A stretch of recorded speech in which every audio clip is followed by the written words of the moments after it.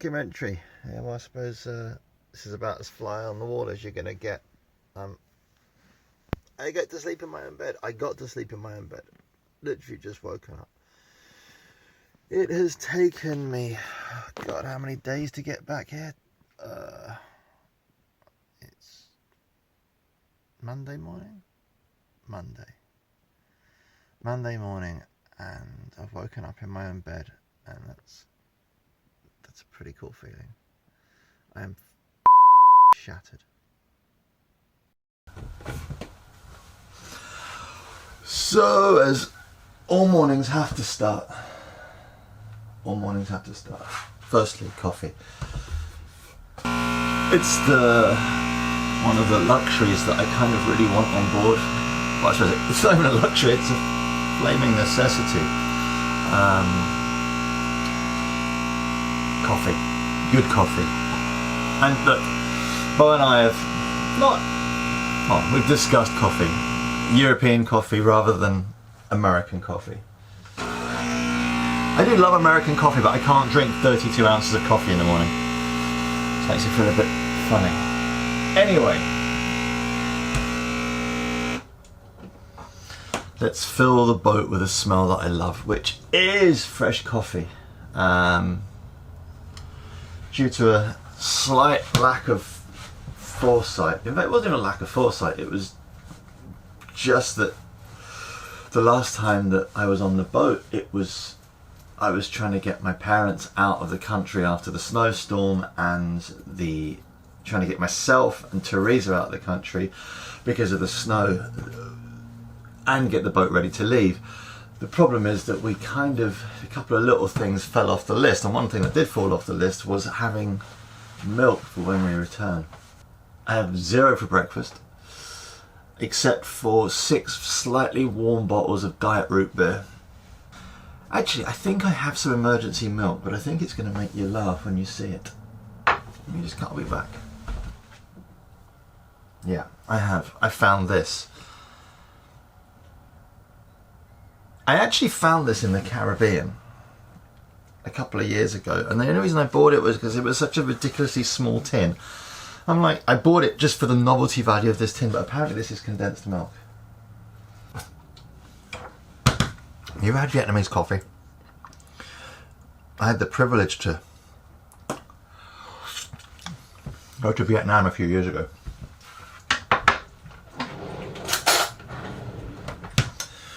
And Vietnamese coffee. And if you ever go to a Vietnamese restaurant, now there's a lot, especially in Australia, there's a lot of Vietnamese kind of cafes and things. Go and get yourself Vietnamese coffee. The stuff is like rocket fuel. They make it with it's filtered coffee, but strong, and they mix it with a lot of condensed milk. An advert for modern day dentistry. So, fast forward half an hour, coffee is finished, showering is done, shaver's been completed, and I need to move on to the list of chores I need to get done before this boat leaves the USA. Now, the first thing I need to do is order things for the boat that I am going to need or that are required for safety purposes. And number 1 on my list is always flares, pyrotechnic flares. So we are signed up for the ARC, Europe, which is a World Cruising Club rally to take us back to Europe. And they have some fairly stringent regulations on safety equipment. We've done the ARC already, so the safety equipment and the regulations will be the same for one rally as the other, or very similar. However, I wanted to check their manual. They provide a very, very comprehensive checklist. It's actually a tick list of equipment that you need to have. So pyrotechnic flares, you have to carry them, you should carry them, and I have taken our flare box out of its locker, a big waterproof container which we always keep near the transom, so we can access it if ever it's needed in the life raft. So basically, going through the flares, I've had a good look at them. I will run through these with you in a bit. It transpires that 2 of our flares are out of date, so I need to go and buy some more parachute flares.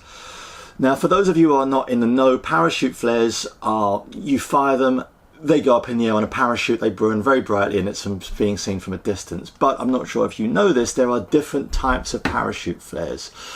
There are the ones for coastal use, and there are the ones for offshore use. And I need the ones for offshore use. They burn brighter and longer. And I tried the Big Chandlery, whose name will remain nameless, but it rhymes with Schmest Katrine. And they unfortunately were unable to get anything for 10 days. We will be leaving within 10 days. So I actually went back to our friends who service the life raft, and they will be able to get some for us. They have them in stock. So this morning I'm going to go and pick up flares, but I'm just going to run through flares with you just to show you what we carry, or a selection of what we carry. And while we're not sailing, I keep all the flares that we have in this dry box. However, as soon as I start sailing, as soon as we start sailing again, the flares are split. There's some that are carried in the grab bag, there are some which are contained within the life raft, and there are some which we just keep in the flare box. Anyway, so red hand flares, your standard flare, they burn for, I'm not sure what the burn time is on this. This is a 3-minute red hand flare. I have about 15 of these. I've got so many of them because I used to buy flare packs, so I have a lot of those. Orange smoke canisters for normally being seen at day. I've got 4 of these. Again, I will split these between the grab bag and our flare pack.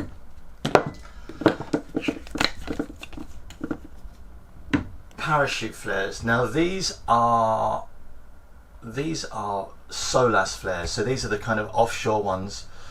I have to buy 2 of these because these two, this one here, they're out of date. It is out of date by only a few months, but nonetheless, safety first. What else we got? So parachute flares, red hand flares, orange smoke, and then something that they've actually removed from the requirements, the offshore requirements, is this. Now this is a white collision warning hand flare. It's white phosphorus, and it's kind of almost a little bit outdated now. It's basically in the event of an imminent collision where someone hasn't seen you at night, you can crack this flare and it just burns with an intensity like 10 suns. I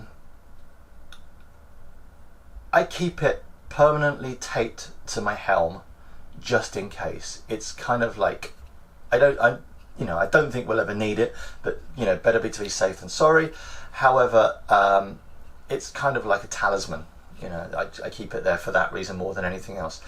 Anyway, so that is that's what we're doing this morning. Going to go to the company that service the life raft, buy some more flares, and that's number one ticked off my list. So, chores galore. I am back at Sea Safety and Survival in Charleston. These guys did a fantastic, sterling job of servicing our life raft, and now, because nowhere can get me SOLAS standard parachute flares in time, these guys are going to help me out. So I'm pretty chuffed that I can get those flares without having to wait in Charleston for Schmest Katrine to send them to me.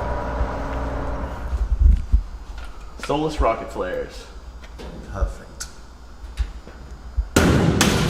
The same as parachute flares, yeah? Yes, so these are 40,000 candlescents and they go up 300 meters. So they're very bright, viewable from roughly about 30 nautical mile radius. Perfect. And so basically, what I do know, just to explain, there's a difference between the SOLAS ones or the SOLAS standard flares and the ones you can buy for coastal use. Like, the difference between the two is...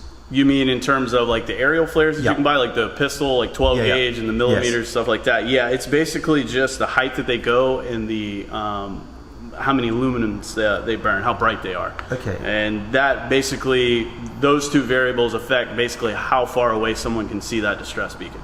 And so what would you suggest? So offshore by definition is over to, I think to us it's 7 miles, but... There's nothing comparable to these, period.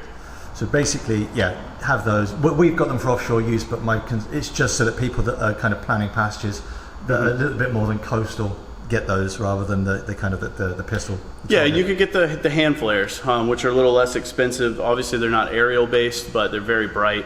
They still burn at a very high candela, and they're good for like flyovers and stuff like that. Okay, thank you. Yeah. So that concludes number one. The first thing on the list of things to do is always good to make a start. That is getting the flares sorted out so that we are fully compliant with offshore sailing regulations. Thank yous to Air Sea Safety Rescue in Charleston just for their help and getting those flares. Tomorrow I'm going to move on to provisioning and starting to provision for what I call staples. That's not those little metal clips. It is the tins that I will need to keep in the bilges just in case we run out of fresh food. So that's a big job, it's a difficult job, and getting water. So it's literally me and the supermarket are going to become very familiar with each other. So hope you enjoyed it. It's a little bit informative. Just a bit of information about how we prepare. Please subscribe somewhere down there. It's all really good for the channel. Okay, so I will see you again soon. Thank you. Bye bye.